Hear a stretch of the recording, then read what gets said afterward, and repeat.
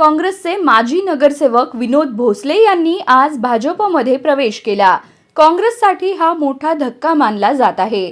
भोसले हे खासदार प्रणिती शिंदे यांचे निकटवर्तीय म्हणून ओळखले जात होते। आता त्यांनी काँग्रेस सोडत भाजपसोबत जाण्याचा निर्णय घेतला आहे। भाजप प्रवेशानंतर विनोद भोसले यांनी पहिली प्रतिक्रिया दिली आहे। बघा काय म्हणाले विनोद भोसले। विकासाची गंगा आपल्या प्रभागापर्यंत यावी या केवळ विकासाच्या उद्देशाच्या कारणाने या ठिकाणी भाजपमध्ये प्रवेश केला।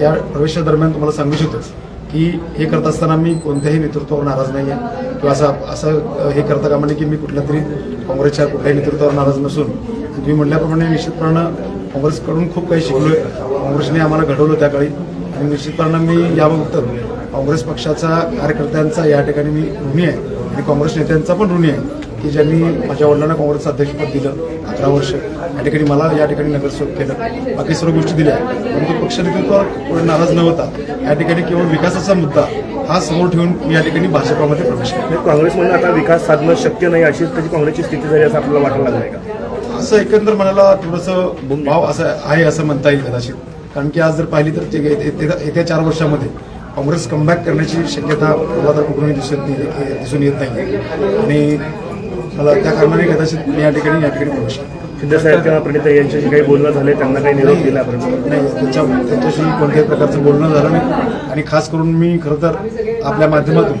या ठिकाणी त्यांची माफी पण मागतो आणि या ठिकाणी त्यांचा आभार सुद्धा व्यक्त करतो की आतापर्यंत त्यांनी मला जे प्रेम दिलं त्या प्रेमातून मी कधी उतराई होऊ शकत नाही।